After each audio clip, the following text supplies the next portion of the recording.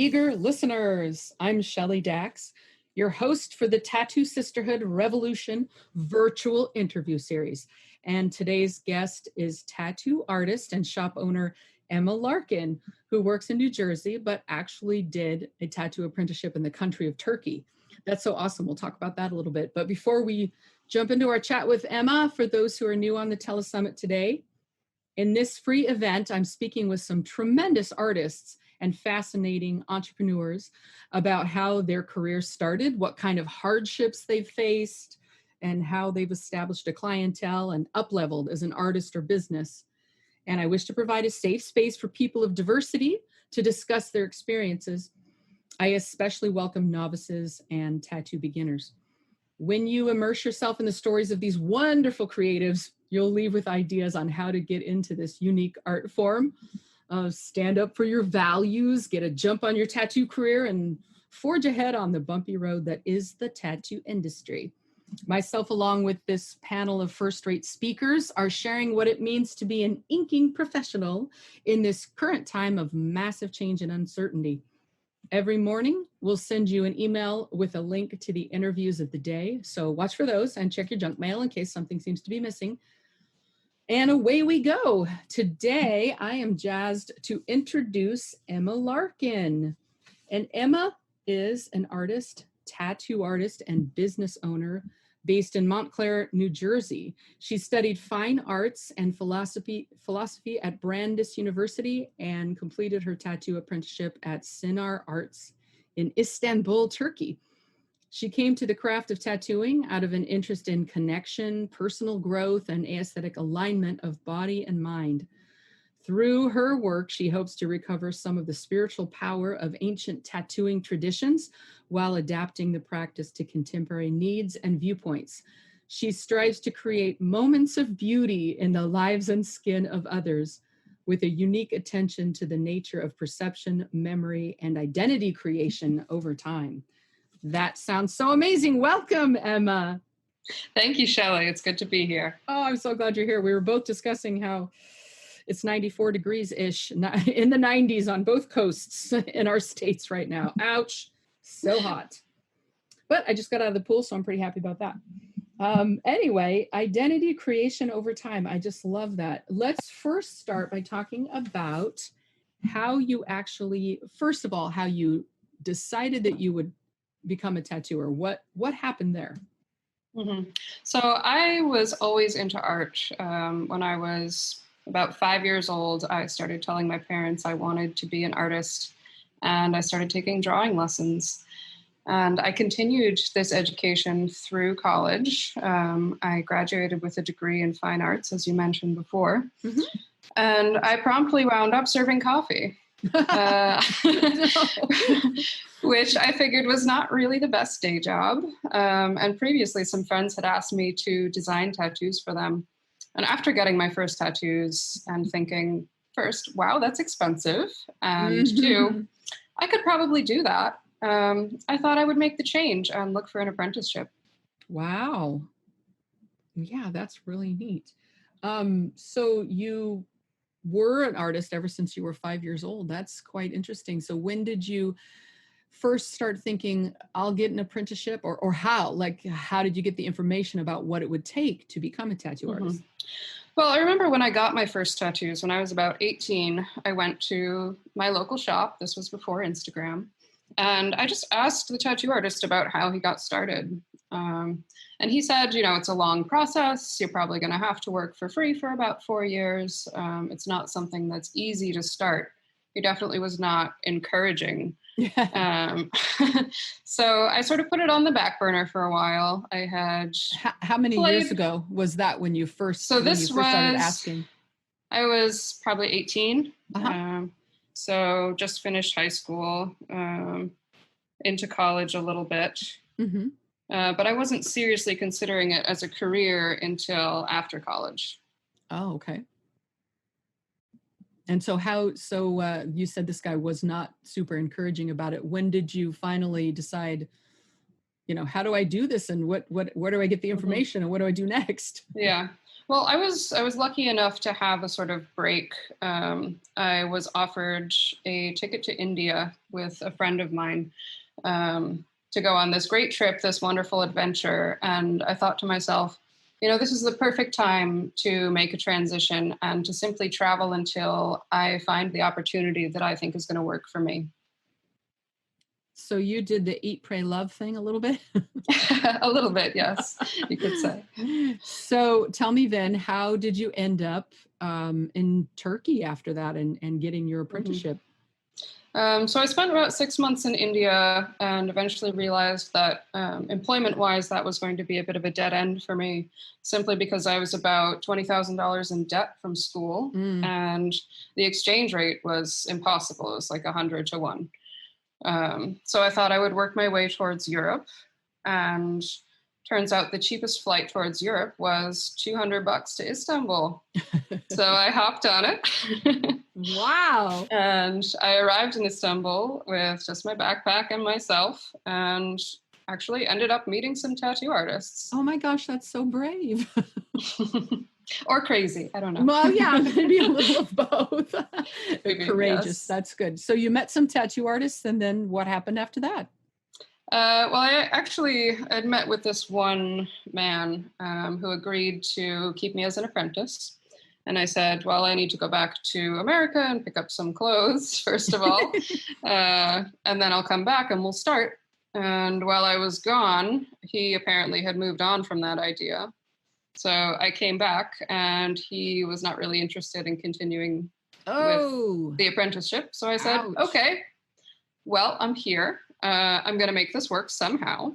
Mhm, So I immediately got on Facebook and started looking for the best tattoo studios I could find in Istanbul. mhm, And that was where I found Chinar Arts, which is where mhm. I ended up apprenticing. Wow, that He is so had this neat. photo of like a beautiful realistic tiger that he had done on the front page. And I was like, okay, this guy knows what he's doing. Wow, that's cool. Nice. Mhm. So then, so you decided to start working there. Did you have to also get a job at the same time, or were you able to do something else to sustain yourself? So at that point, I had about $3,000 in gifts, graduation gifts from my large family. And I was primarily living off of that and whatever I could make tattooing. Um, Thanks to Chinar, the owner, actually, he had me working and taking a percentage of the work within about 3 months. Oh, wow, that's great. Yeah, really Mhm. fast. Nice. And then, so how long was the actual apprenticeship? Well, I stayed at the studio for about 5 years, but I'd say about 3 years was how long it took me to be comfortable as a tattoo artist with small and medium sized pieces. Mhm. And I believe at one point we had a sort of joking graduation where he pinned a post it note on me saying I was an official tattoo artist. Uh, So so I assume the regulations in Turkey are rather loose as far as yes, okay. yes. Is it still that way? It is, in fact. It's a bit shady. The licensing process is, it's not too complicated. It's similar to what we do here to the bloodborne pathogens. Mhm. But I find that the majority of the artists are not licensed and the majority of shops are not licensed. They simply don't really regulate the industry very much. At what point did you feel like you were maybe lacking something, or that you needed to learn Mhm. more or something like that?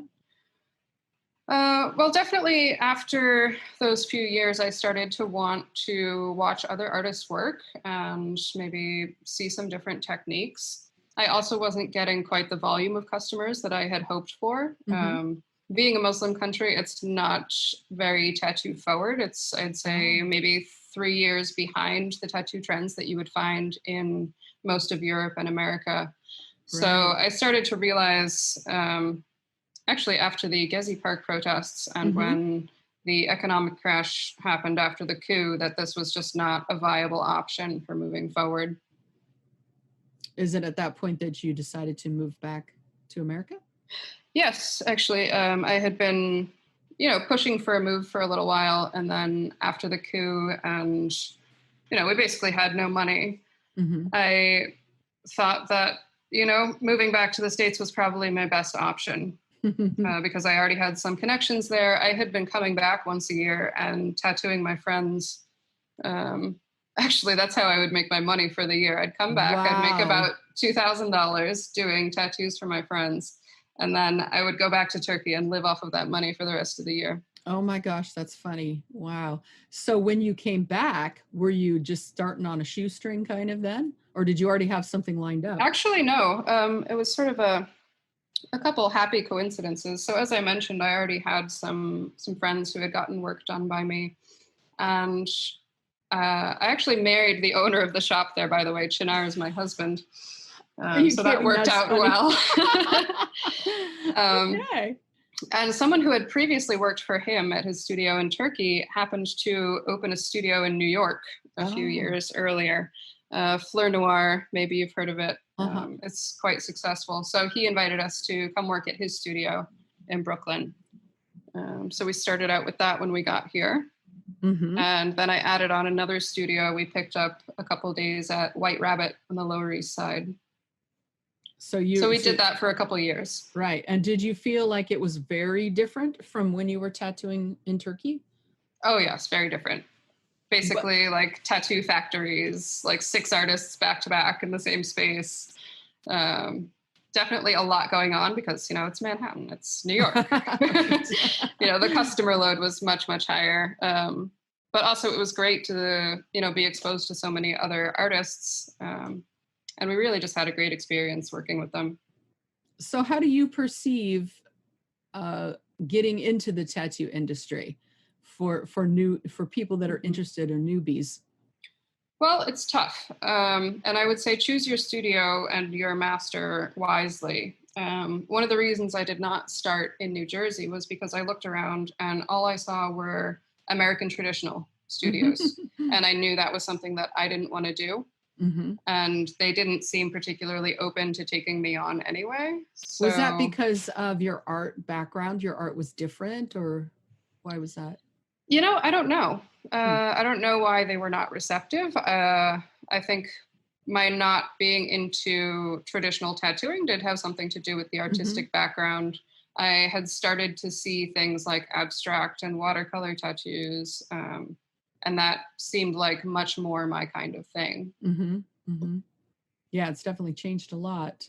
I know there's people who who say art school kids and things like that, almost derogatory way, but whatever. I've seen people that are trained and more experienced in art, whether they went to art school or whether they went to a fine art school, or they were just an artist since they were a kid, like you were discussing.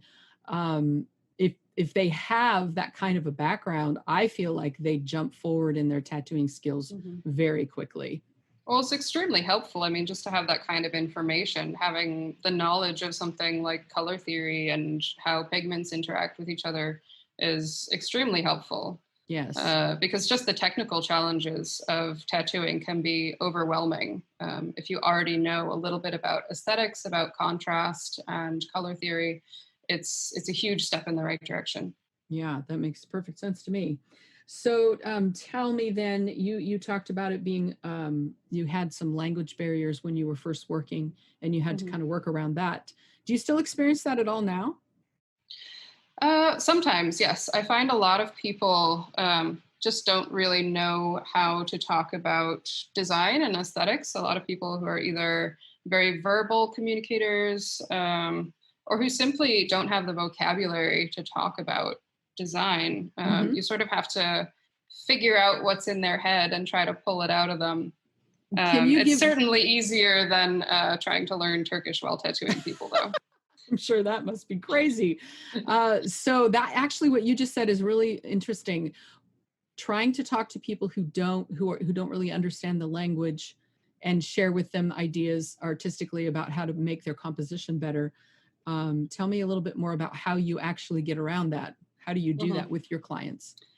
So these days, I tend to do almost entirely custom work, usually medium to large size pieces, and I'll do a consultation for each of those pieces. I take about 10 or 15 minutes to sit down with a person, run over the basic information they've sent me regarding size, subject, their idea, and I'll basically try to feel out if they have a solid idea of what they want it to look like.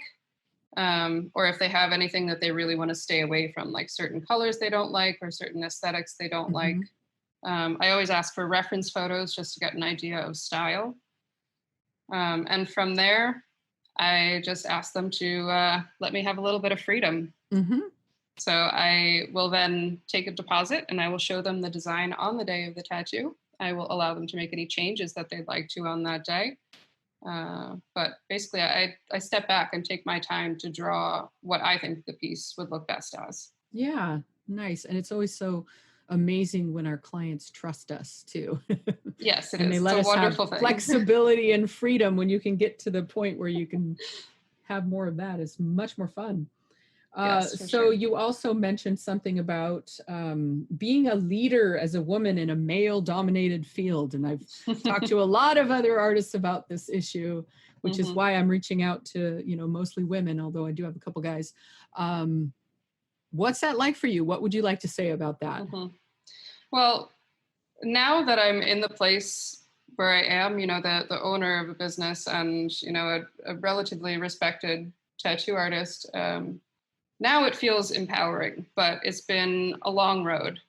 When Yeah, I tell me first about that. started, Hmm. I found that a lot of people would just assume that I was shop staff and not an Oh, artist. yeah. Yes, they would expect me to be greeting them and making them coffee and scheduling them. And I had to explain to them that no, I actually was the tattoo Oh artist. boy.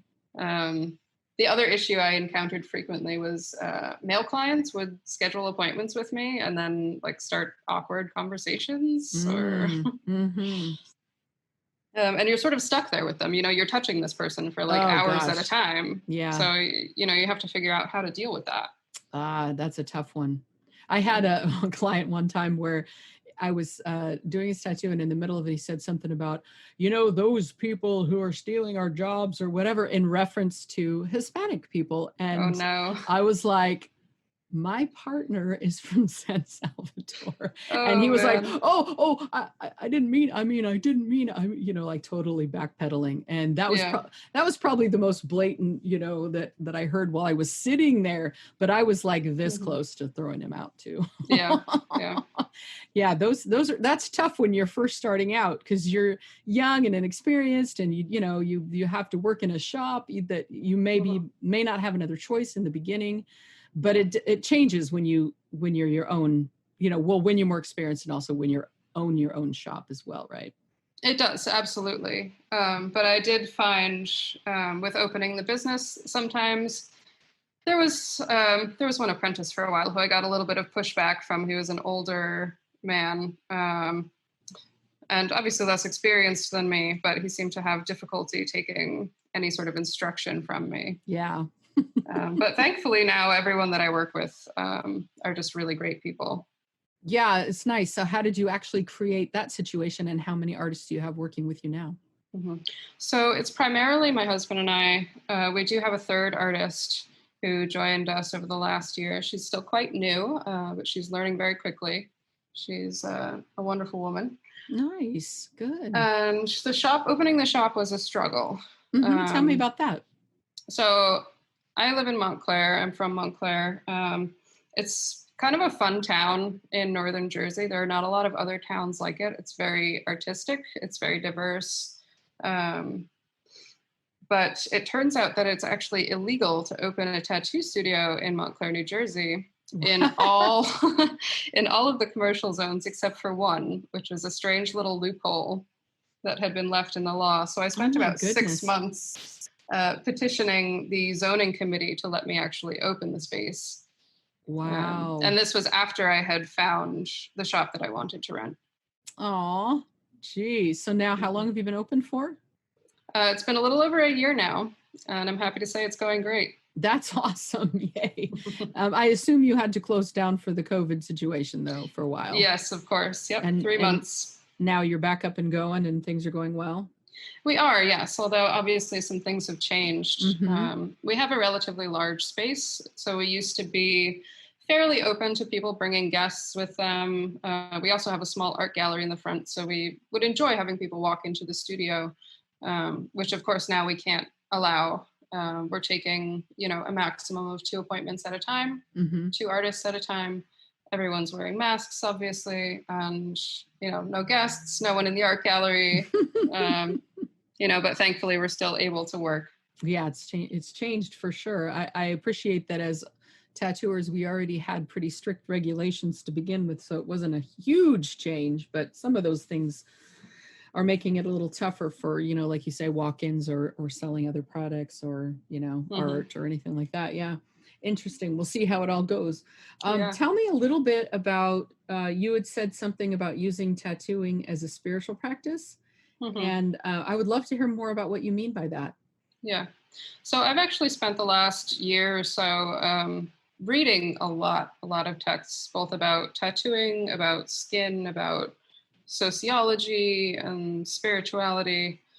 And, I think tattooing is inherently sort of a moment of transformation, and it is a connection to something greater than yourself. So ancient tattooing practices, many of them were done as rites of passage, and the bodies were tattooed at times of transformation, like after puberty or after accomplishing something great. So there's this sort of connection to a greater world with that tradition. Yeah. Which I think some of which has been lost in Western tattooing because we are not so familiar with those traditions. They've actually been written out of our tattoo histories in a way. I appreciate that you're willing and able to talk about that openly, because it can be a sticky, subject when you start talking about spirituality with your clients, right? Yeah. So it's cool that you're bringing that up, and I think that it is really a fascinating subject, and I would love for it to be something that people understood a little bit more. Yes. And actually, something that's been happening lately that I find very interesting is because of all of this going on with COVID and the pandemic, this has become a time of great transformation for all of us. Yeah. And those times are often the times when we choose to get tattooed. That's true. Right. And I think part of the spiritual aspect is a sort of therapy. It's a physical and emotional ordeal, and it challenges us to rise above physical pain and deal with the gravity of making permanent marks either on our skin or in our lives.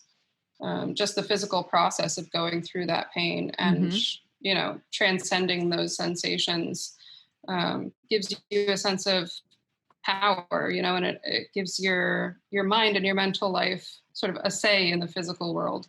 Yeah, that's really interesting the way you said that. Is there more on that subject that you would like to discuss? There's one more short point that connects back to spirituality. I think getting tattooed in a lot of ways is a way of letting go.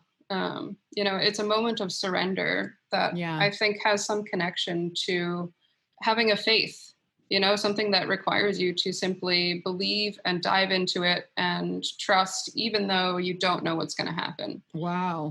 It's something that forces us to accept the imperfections in ourselves and the world around us, while connecting us permanently to either a symbol or an idea that has a life that's bigger than us. And it's also just an acknowledgement and acceptance of mortality. That's true. Right? So describe for somebody who maybe never had a tattoo what you think that's like when you sit down in the chair and all of that happens to you. Well, I gotta say, every single time I still get nervous. Every time I sit in that chair, there's still that moment of like, oh, holy shit, what's gonna happen? I know what you mean. It's funny. Like, oh my God, is it really happening? Yeah. And it hurts too. Yeah. But yes, it does take you kind of to a different place. And it's weird, the pain just involved in it, and bodily sensations, and even just opening and trusting the person who's tattooing you. Yeah, absolutely. I mean, it requires a huge amount of trust, both in the artist and in yourself. Thinking, am I going to regret this in 20 years or something? You have to trust. You do? That actually brings me to another point I was going to mention. Is that, your identity can be very fluid and people change over time. And I like to look at my tattoos as like little snapshots of who I was when I got them. Hmm. You know, what I was thinking about, what was important to me. Um, and, you know, necessarily, I was that person to be who I am today. So every step along the way is what has gotten me here. So even if the tattoo is not perfect or it's not like technically the best it could be, I still think it's valuable because it reminds me who I was then. Yeah. Yeah, that's really neat. It helps you connect to the memories from the things you've gone through. And like you said earlier, people usually get tattoos, not always, but a lot of times they'll get tattoos when there's a transformation or a transition in their life, like job, divorce, child, death, whatever. Mm-hmm. Yeah, that's neat. Or traveling. Speaking of traveling, what did your travels, do you think, contribute to your art overall? uh, well, for one, it gave me a little bit of time, and it also showed me different worlds. You know, I was just, when I first went to India, I was just a little bit overwhelmed by how different life is there Hmm. for some people, you know, just to see the number of people living in extreme poverty Yeah. alongside people living in extreme wealth. I don't know, it changes your perspective a little bit. And I don't know if that, you know, is directly connected with me going into tattooing. But something that I value about the art of tattooing is that personal connection and sort of helping people um, become one with themselves and grow as a person. Hmm. Yeah, that's interesting. So, what do you think would be the most important thing that you would tell a novice tattooer hoping to get into this field? Hmm. Well, you have an apprentice, you said too. So, I do. We currently have two oh, apprentices. nice. Yeah. Mhm. You know, I think a lot of it is about trusting yourself and about accepting that, you know, mistakes are going to happen and just learning how to only make mistakes that you can fix. Um, yeah. So actually, what Yeah, that's my good. teacher taught me back in the day was at first always err on the side of lighter rather than darker. You can Mhm. always make Mhm. something darker. You can always make a line thicker, but you can't make it lighter. Yes, that's really So, good. When I first was, in tattoo school myself, they did not say anything like that, and I did some pretty bad tattoos.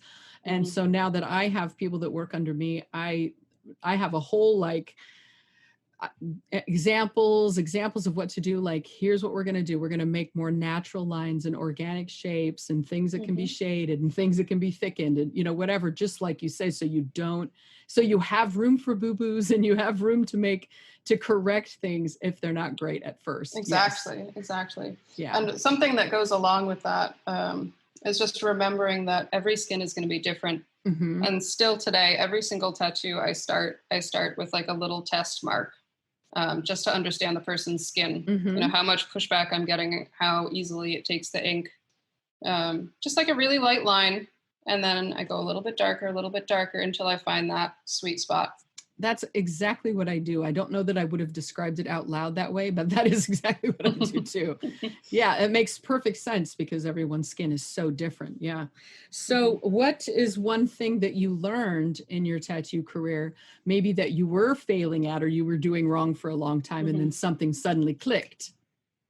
In regards to tattooing, Yeah. well, it took me way too long to start using Magnum needles. You know, I couldn't figure out how to use them really, and I was starting to do larger pieces, and I was still doing all of my shading with like a 5 or a 7 liner. Really? Um, A liner? Wow. yeah, yeah, which I know is kind of crazy, but actually, side note, I've turned that into a fun little style as well. Yeah. Um, I've noticed some of your stuff and it looks amazing. And yeah, I mean, I've been using the small liners more and more and more for, mhm, kind of dot work and weird little shady things too. But yeah. yes, I know what you mean. The mags And are they're pretty great. Yeah, fantastic. they're great for texture. They're great for details. But there's nothing like a Magnum for getting smooth colors, smooth shading, or for large fillings. Yeah. It saves you so much time and it makes it so much easier on you. Well, I definitely think your artwork is gorgeous, especially the just, the abstract Oh, thank you so watercolory much. type of things that Hmm. you're doing. It's just gorgeous. Thank you. So let me ask you a couple more questions. Who influenced you the most artistically, whether it be tattooing or just art in general? Ooh, that's tough. I'm constantly pulling influence from all over the place. Some fine art favorites of mine, I'd say, are definitely Klimt and Sheila. I haven't think I I've heard that name. love their expressive lines, their use of color, and I guess the bold move away from direct representation in a Hmm. time when it was not particularly accepted. Will you say the name Um, one more time? Sorry, those were two names. That would Oh, be Gustav Klimt and Egon Schiele. okay, gotcha. I'm just writing it down. Sure. In terms of tattooing, I follow a wide range of really interesting artists. Um, there's one in particular I followed for a long time, a woman who has a shop in Germany called Neue, I Hmm. believe, Julia Ramey or Rame. She does beautiful abstract work. Um, and then in terms of like use of texture and negative space, I only know her Instagram handle, but Dizo Llama. She does incredible work. Say that one more time. Dizo Llama, so Dzolama. Okay.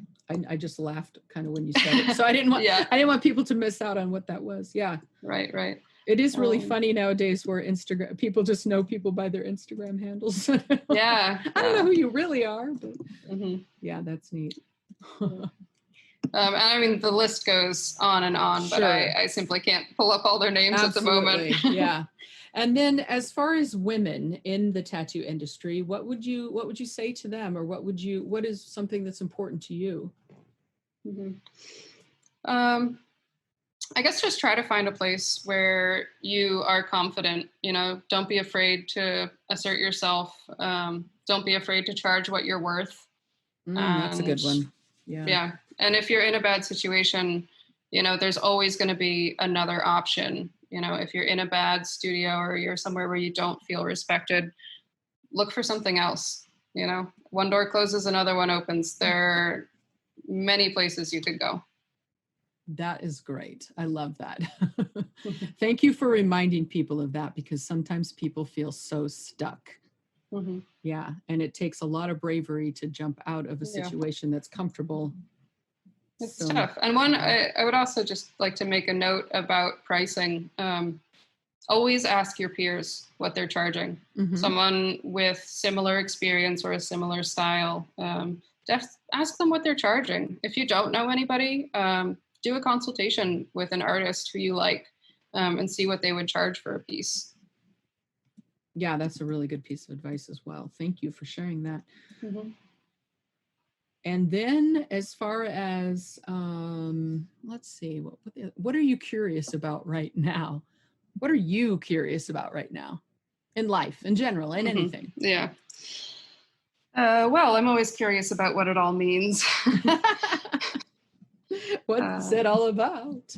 yeah. I don't know. I mean, I feel like as humans, we're all sort of on this constant search for meaning. And I find, tattooing in some way fulfills a part of that to me, just, getting to make something that's immediately effective on someone's body. But yeah, I'm curious if it can be combined with maybe other art forms, Mhm. or in different situations. I feel like the tattoo world has sort of gotten stuck in a rut in many ways. It's very easy for it to just sort of fall back on tradition. Yeah. And I'm curious about how we can change that. Mhm.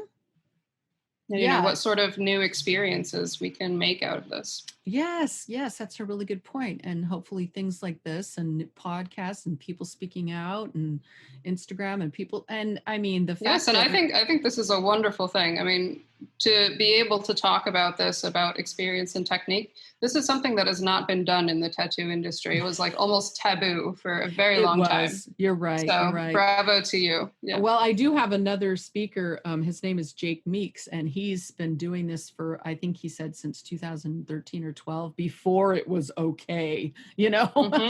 And he just forged ahead and did it, and now he's doing amazing. And it's just a really, really cool guy.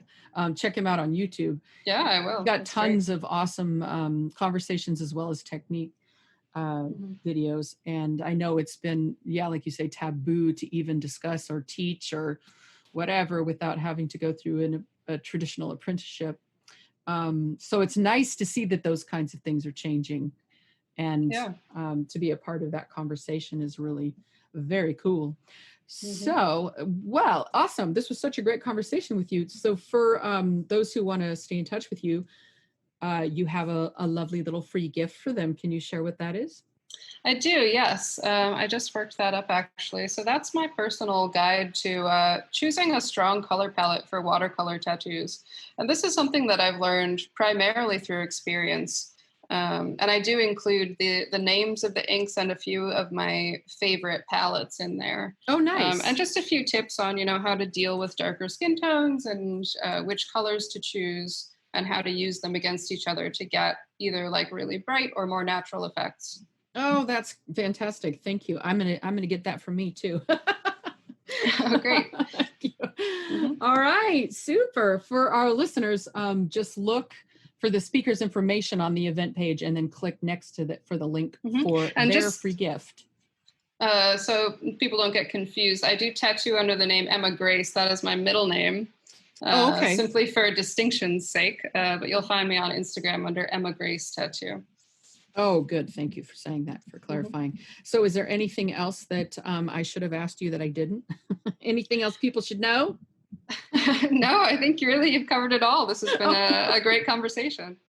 To our listeners, your next interview will be delivered to your inbox. And don't forget, you have access for a full 7 days after each interview is released to listen. I look forward to joining you in our next session. Until then, be feisty, stay kind, and get creative.